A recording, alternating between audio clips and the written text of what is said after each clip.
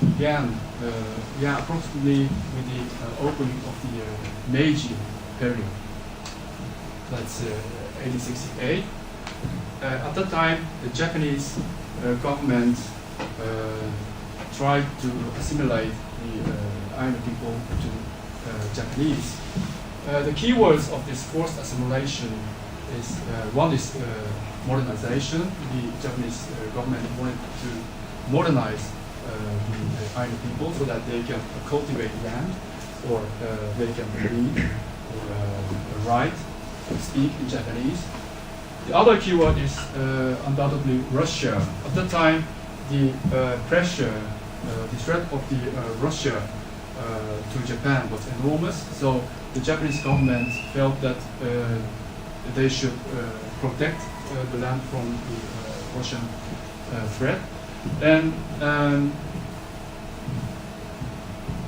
on the border with Russia, you have these Ainu people living, which was not so nice thing for the Japanese government, because the Ainu at the time were not assimilated to the Japanese, which means that they have still their own culture and language.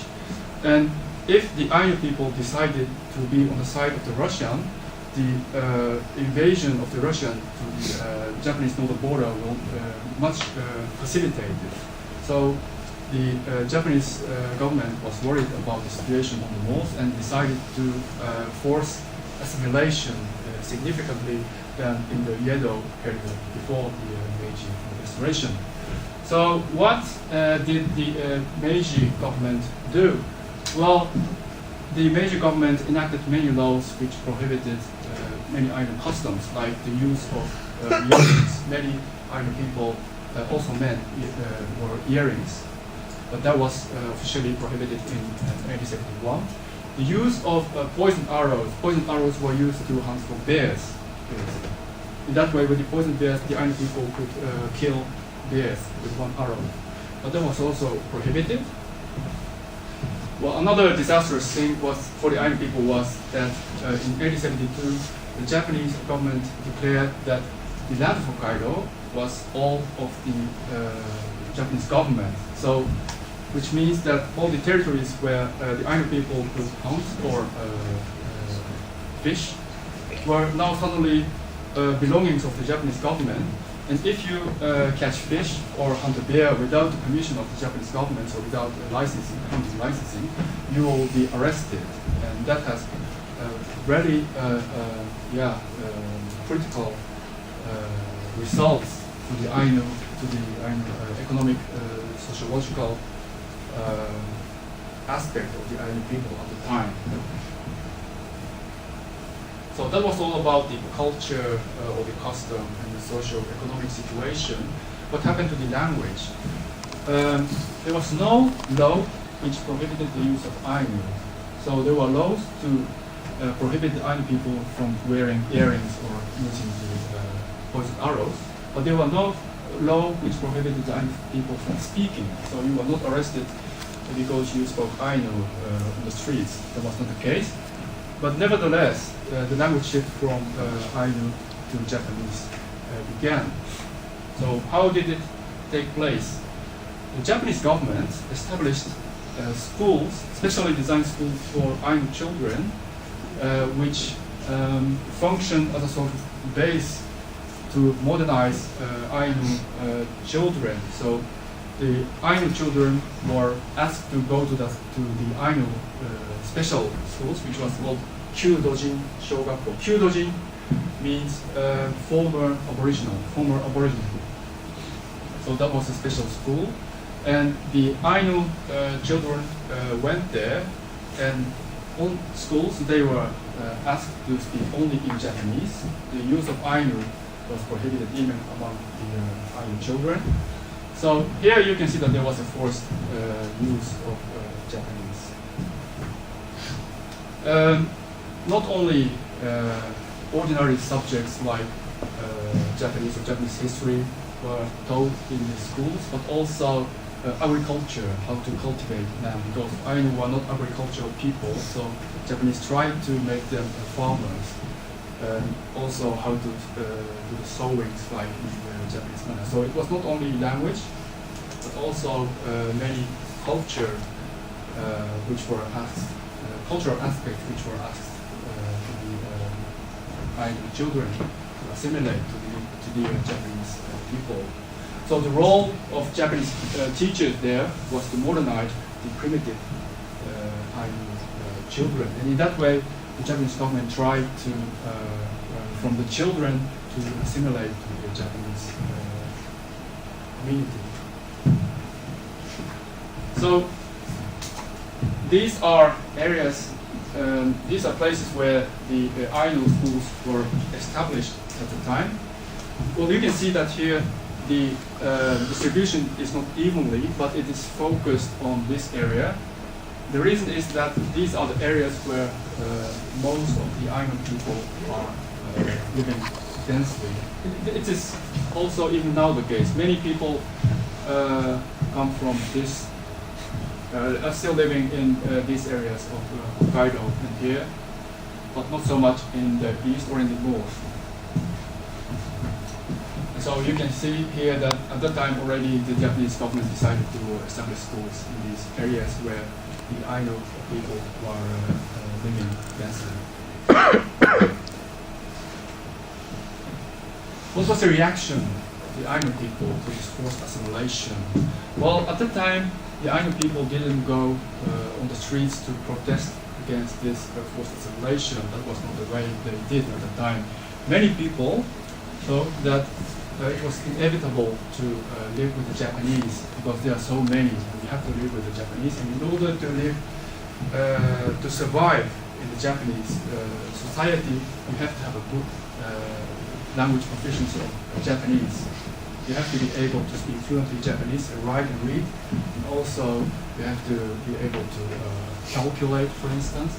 So this is from an interview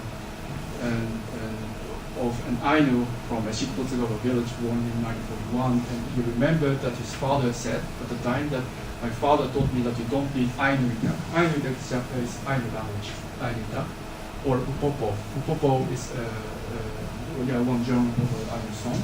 You don't need that anymore. Instead, you have to learn kanji and soroban, so how to calculate.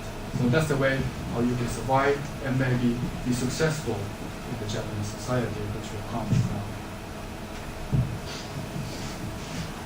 now. This is a passage from a preface of a book called Ainu Shinryoshu, compiled by Chiri Yuki. Chiri Yuki is herself an Ainu. She is the sister of the famous Ainu linguist Chiri Mashiro.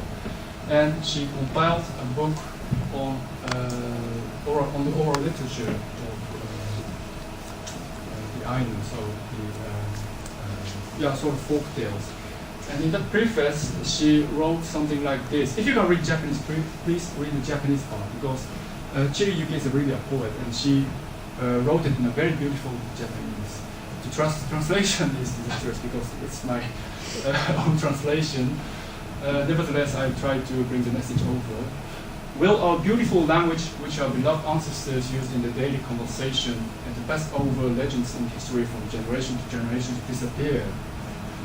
That's too painful for us, and it's horrible to witness. So this is what she wrote in 1922. So at the time, the language shift was already progressing, and you can see this really as a protest, but a very modest way of expressing the feelings of the Ainu people of their language.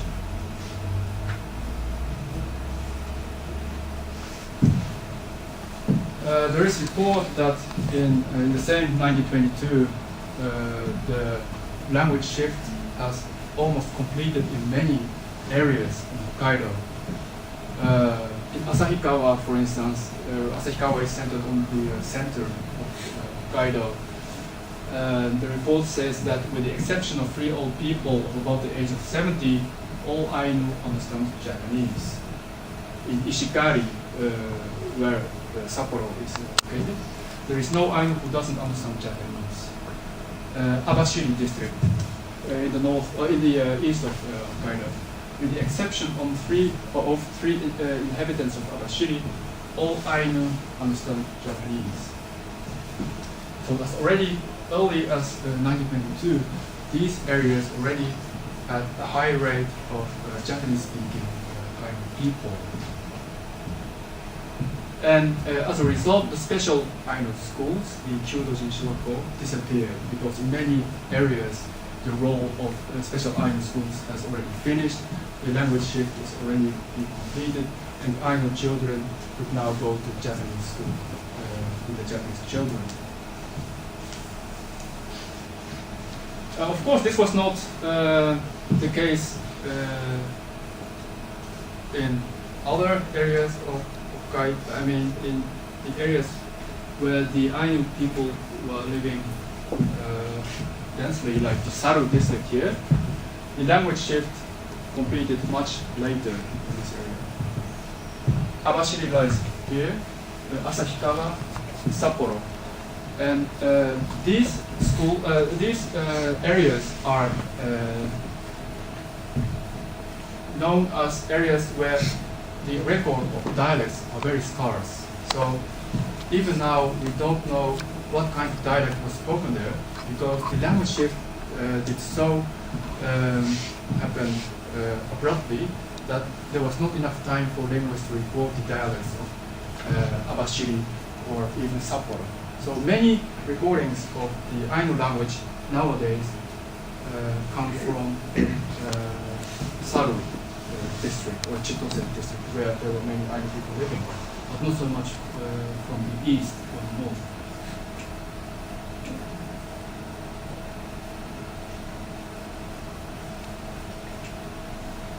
Okay.